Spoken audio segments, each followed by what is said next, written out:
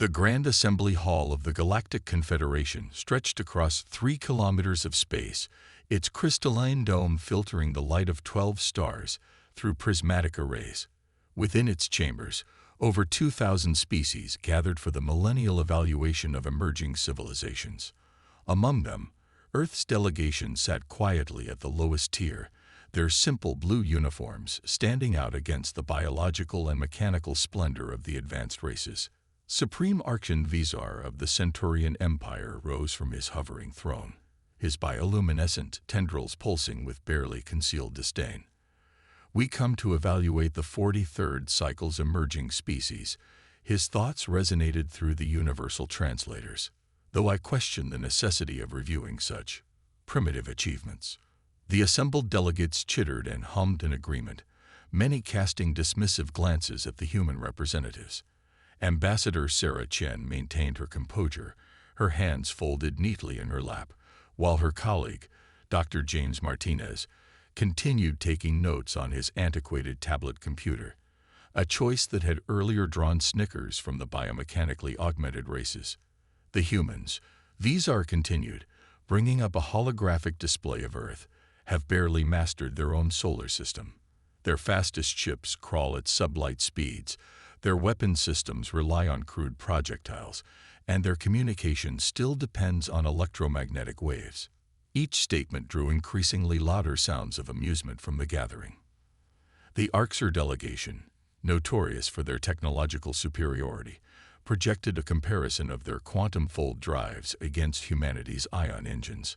Perhaps, their representative hissed through crystalline teeth, "We should consider them for protected status, to prevent them from harming themselves with their own primitive tools." Ambassador Chen's slight smile never wavered, even as the chamber filled with laughter. She had spent months preparing for this moment, knowing exactly how events would unfold. The Galactic Confederation's arrogance was as predictable as it was useful. High Commander Cathul of the Regelian Defense Force stepped forward, his armored exoskeleton clanking against the polished floor. "We have monitored their military capabilities," he announced, bringing up footage of Earth's space forces. "Their largest vessels are barely the size of our scout ships, with armor that wouldn't withstand a single quantum torpedo." Dr. Martinez glanced up briefly from his tablet, catching Chen's eye. They shared a moment of understanding. Every disparaging comment, every demonstration of supposed superiority, was being carefully logged and transmitted back to Earth's hidden command center beneath the Mariana Trench. The evaluation continued for hours as species after species took their turn highlighting humanity's technological, cultural, and biological shortcomings. They mocked Earth's reliance on chemical rockets, laughed at their primitive neural interfaces, and dismissed their diplomatic overtures as the desperate flailing of an infant race. Yet through it all, the human delegation remained eerily calm. Their responses were measured, their demeanor professional, and their attention unwavering. This unnerved some of the more perceptive members of the Confederation, though none would admit it openly. As the session drew to a close, Supreme Archon-Visar made his final proclamation. "The Galactic Confederation has reached its decision. Earth will be granted provisional observer status only. They may attend our gatherings but may not participate in technological exchanges or military alliances until they have achieved at least Tier 3 civilization status, which, by our estimates, should take them another 1,000 years. Ambassador Chen finally rose to speak, her voice clear and steady. "We thank the Confederation for its thorough evaluation. Earth accepts these terms with understanding." She paused, allowing a subtle edge to enter her tone. "We look forward to surprising you with our progress." Several delegates shifted uncomfortably at her words, but most dismissed it as empty bravado from a primitive species. As the human delegation departed the chamber, none of the advanced races noticed the small quantum beacon Dr. Martinez had left behind, a device that, by their own evaluation, humanity shouldn't have been capable of creating for centuries. Back aboard their primitive shuttle, Ambassador Chen activated her neural link, one far more advanced than anything the Confederation had shown. Phase 1 complete, She transmitted to Earth Command. They suspect nothing. Proceed with Operation Quiet Thunder. In the vast darkness of space, invisible to even the most advanced Confederation sensors, humanity's real fleet waited in quantum silence, ready to reveal just how wrong the galaxy's assumptions had been. Deep within the asteroid belt of the Proxima Centauri system, a Confederation patrol fleet conducted its routine sweep. Their quantum sensors probed the void, scanning for any signs of unauthorized activity in what they considered their protected space. Captain Selthor of the Regelian Defense Force stood on his command deck, mandibles clicking in boredom. Monitoring primitive human vessels had become a tedious assignment. Another Earth transport approaching the Mars colony. "Sir," his sensor officer reported. "Standard chemical propulsion, matching known human capabilities." Zelthor watched the lumbering vessel on his display. These humans, with their predictable paths and obsolete technology, had become nothing more than a source of amusement for his crew. Yet something about their continuous development of seemingly primitive technology bothered him, like watching someone deliberately solve a puzzle wrong. Meanwhile, aboard the transport vessel, Pacific Pioneer, Captain Maria Santos smiled as the Confederation ships conducted their scans. The quantum metamaterial coating her ship's true hull absorbed their probing signals perfectly, showing them exactly what they expected to see: a simple transport carrying minerals from the asteroid mines. Status of the package. She subvocalized through her neural interface. Secure and undetected. Her XO responded silently. The quantum core is stable, and the phase shift drive remains in standby. The Regelians don't suspect a thing. Below the false hull of the Pacific Pioneer, rows of advanced quantum computers processed vast amounts of data, gathering intelligence on Confederation scanning protocols and defense systems. Every patrol, every scan, every dismissive report filed about human capabilities was another piece of data feeding into Earth's master strategy. Back on Earth, beneath the crystalline structures of New Geneva, the Human Defense Council convened in their quantum-shielded chambers. Admiral Chen, brother of Ambassador Sarah Chen, stood before the assembled leaders, his holographic displays showing the positions of countless primitive human vessels throughout the solar system and beyond. "Operation Quiet Thunder proceeds as planned," he announced. "The Confederation continues to underestimate us, exactly as we predicted. Their arrogance has become our greatest advantage." Council member Dr. Elena Rodriguez brought up a simulation of Earth's true fleet, hidden in dimensional pocket spaces throughout the solar system. "The quantum fold drives are fully operational. Our phase shift technology remains undetected, and the AI integration systems are far beyond anything the Confederation has demonstrated." "And what of the Arcturus Initiative?" asked Chairman Marcus Wong, referring to humanity's most closely guarded secret. Dr. Rodriguez's expression turned serious. "The quantum consciousness network is stable. When the time comes, we'll be able to coordinate our entire fleet as a single organism, operating at speeds that will make the Confederation's neural interfaces look like Morse code." In high orbit above Earth, what appeared to be communication satellites continued their slow rotations. The Confederation's observers noted their radio transmissions and primitive electronic signatures with amusement. None of them detected the quantum entanglement nodes hidden within, forming a vast network that connected every human ship, station, and facility in the solar system.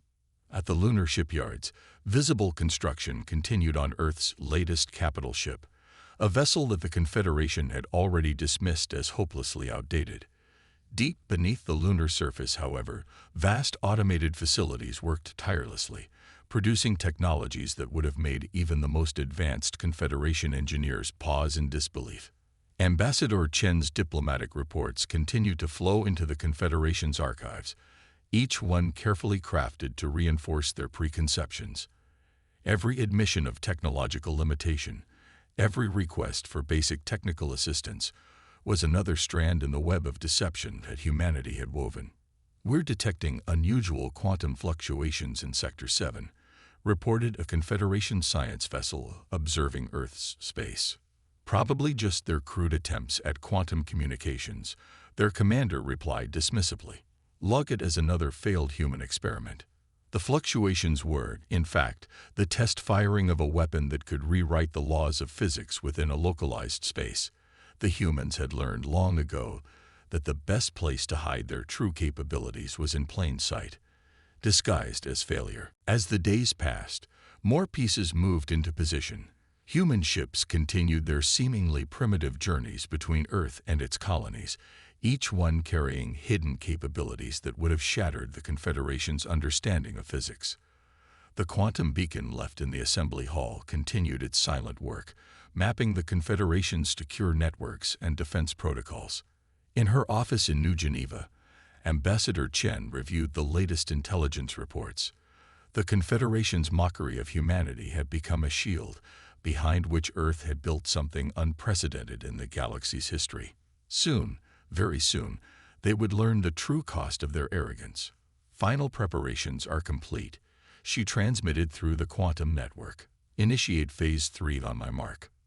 Throughout the solar system, hidden quantum cores hummed to life. Phase shift drives, spooled up in dimensional pockets, and AI systems far beyond anything the Confederation had imagined began their final calculations.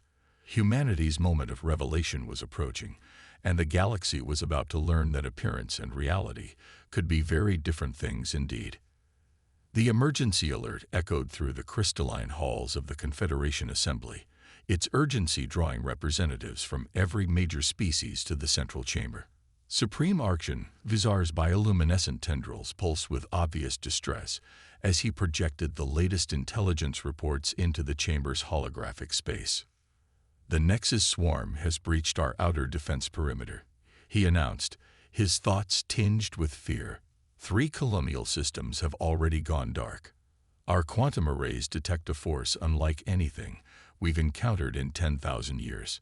The assembled delegates erupted in chaos. The Nexus swarm was supposed to be a myth, a horror story from the galaxy's ancient past.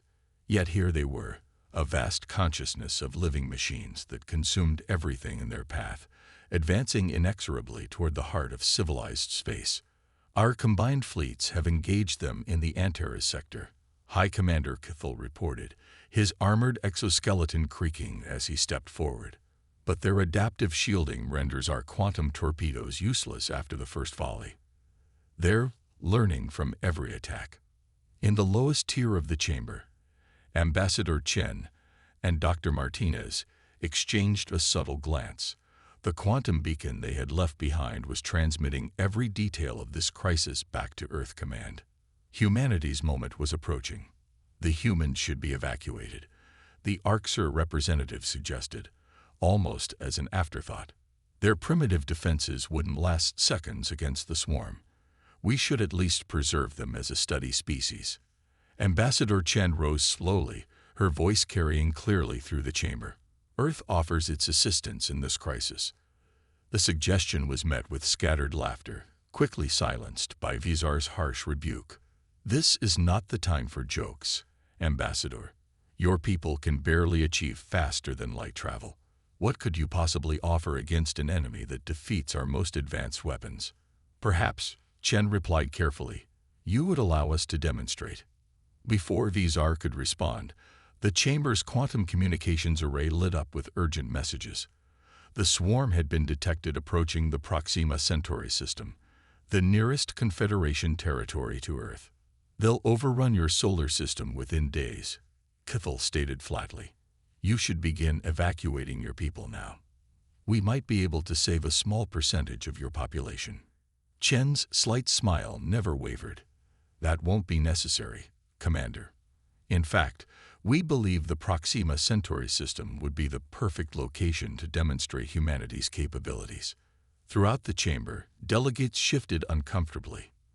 There was something in the human ambassador's tone that struck them as odd, not the desperate bravado they expected, but rather the quiet confidence of someone about to reveal a winning hand. Very well, Vizar declared, his tendrils rippling with dark amusement.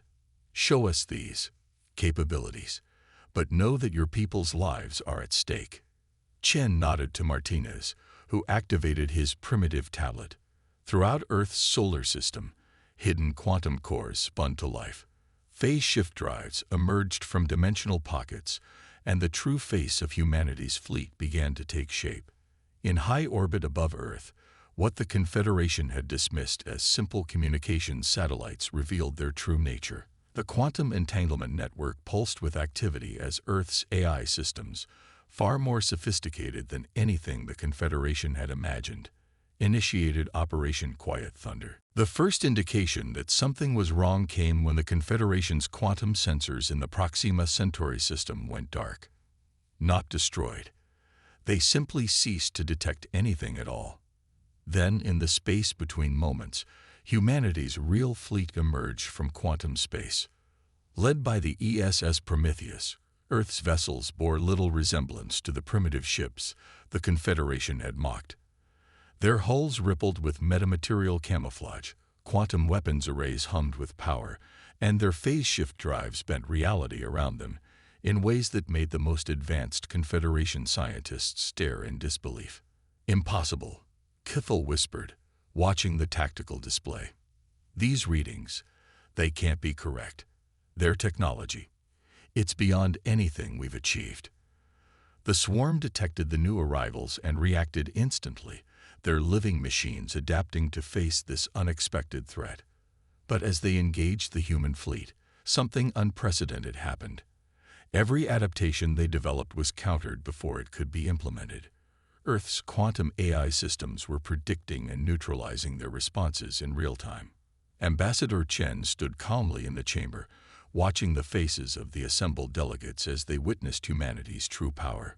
"We've been watching, learning, and preparing," she explained. "Every mockery, every dismissal, every assumption of our primitiveness allowed us to develop our technology in secret, without interference or limitation." The battle in Proxima Centauri unfolded with brutal efficiency. Human ships phased through the swarm's attacks, their quantum weapons tearing holes in reality itself. The Arcturus initiative revealed its true purpose as Earth's fleet moved with impossible coordination, hundreds of ships operating as a single organism, guided by an AI network that made the swarm's vaunted adaptation ability look sluggish and primitive. In less than an hour, it was over. The swarm forces in Proxima Centauri had been completely neutralized, their adaptive capabilities overwhelmed by technology that operated on principles the Confederation had never imagined. Supreme Archon Vizar's tendrils had gone pale. How long have you been capable of this?" "Long enough," Chen replied simply. "Long enough to understand that sometimes the best way to advance is to let others underestimate you. Now shall we discuss how humanity can help address the remainder of your swarm problem?" Silence gripped the Confederation Assembly as holographic displays show the aftermath of humanity's intervention. The quantum wreckage of the Nexus swarm drifted through the Proxima Centauri system, while Earth's fleet maintained a defensive formation that seemed to blur and shift at the edges of perception. Supreme Archon Vizar had abandoned his hovering throne, his tendrils now a muted gray as he approached Ambassador Chen.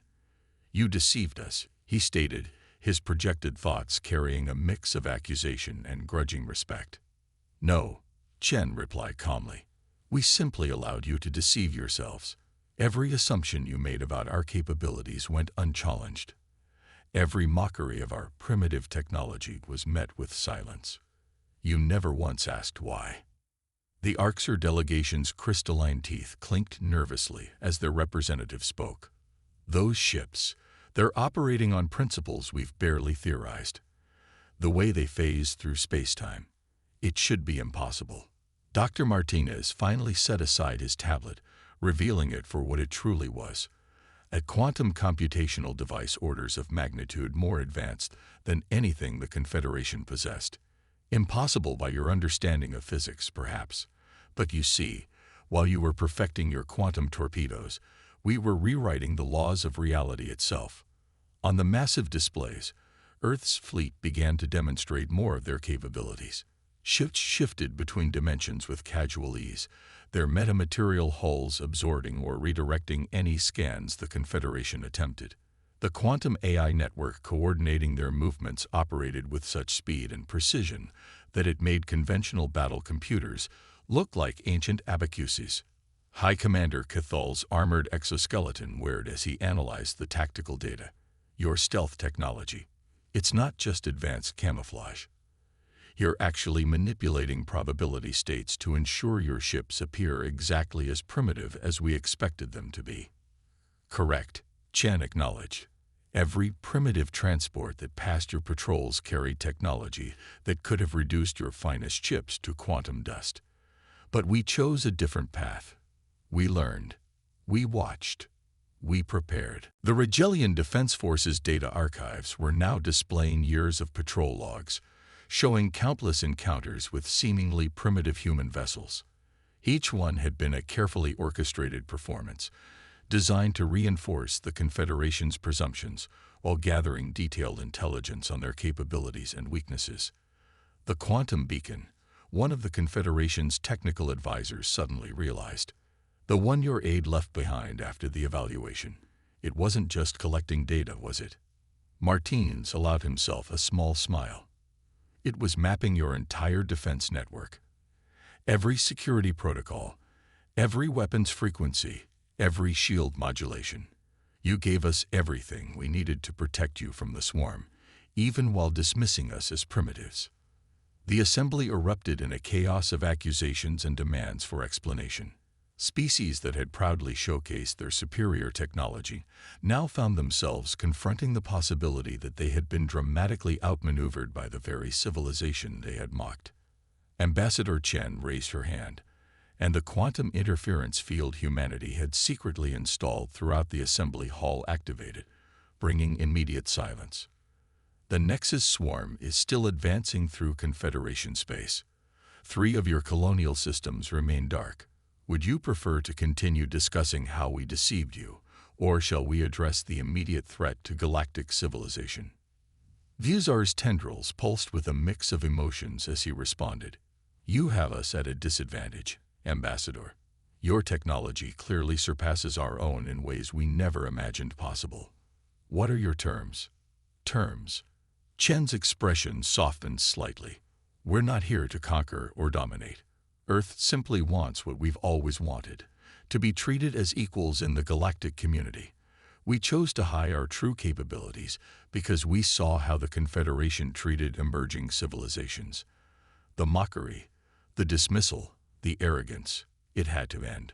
On the tactical displays, more human ships were emerging from dimensional pockets throughout Confederation space, not as a threat, but as a demonstration of just how completely humanity had prepared for this moment.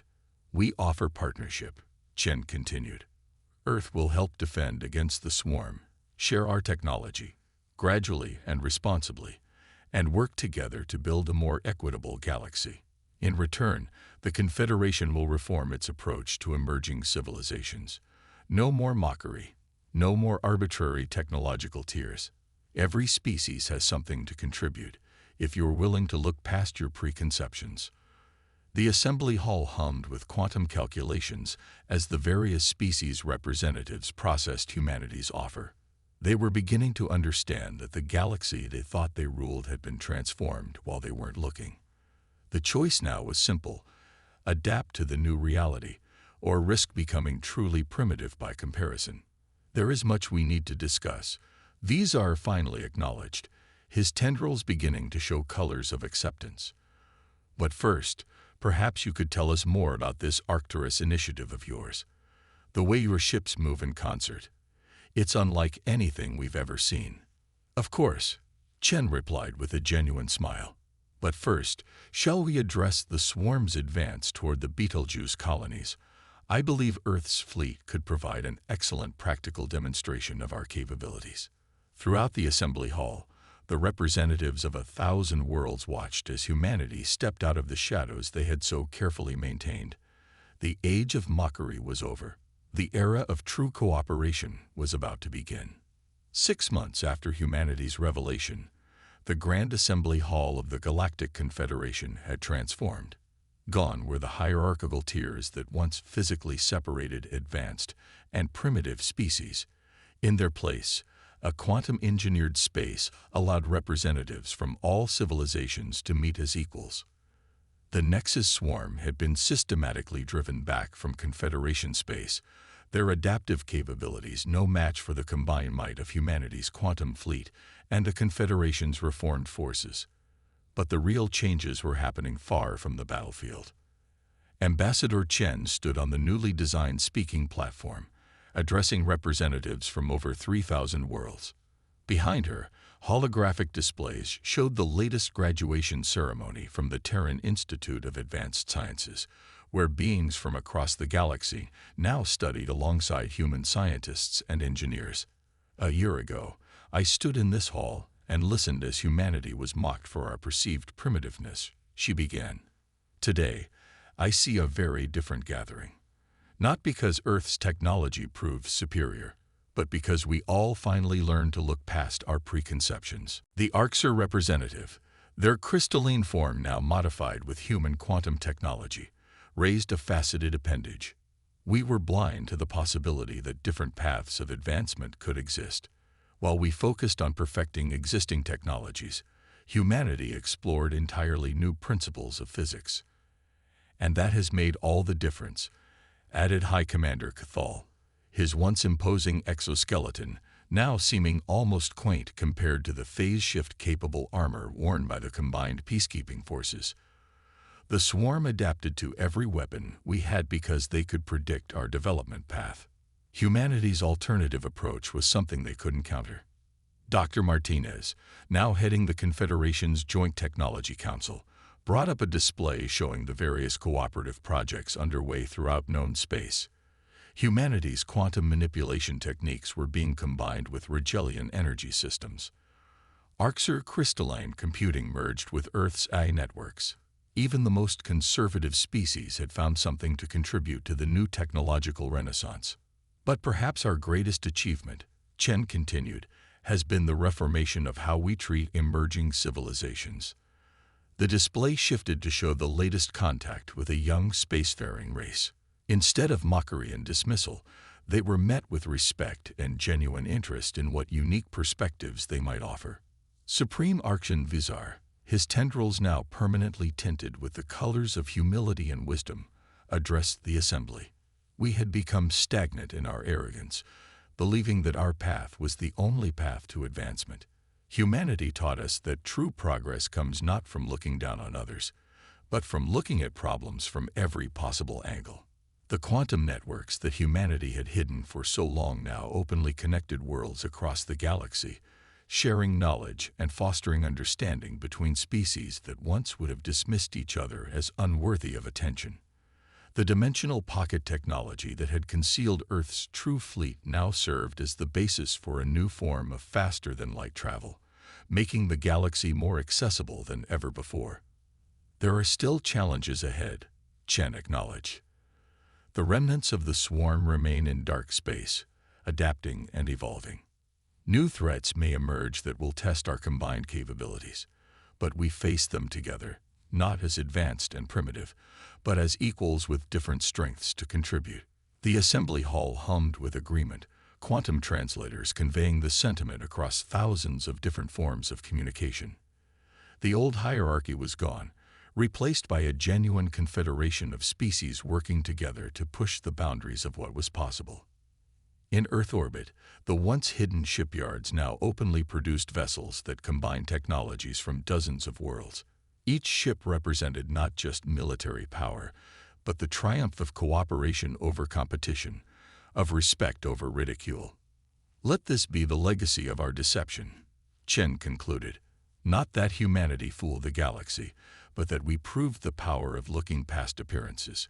Every civilization, no matter how primitive they might seem, has the potential to surprise you. The only truly primitive approach is to assume you have nothing left to learn. As the assembly concluded, representatives from species that had once sneered at each other now engaged in earnest discussion about joint projects and shared discoveries. The quantum beacon that had once spied on the Confederation's secrets now served as the backbone of an open network for sharing knowledge across the galaxy. Dr. Martinez approached Chen as the session ended. Was it worth it? he asked quietly. All those years of hiding our true capabilities, enduring their mockery.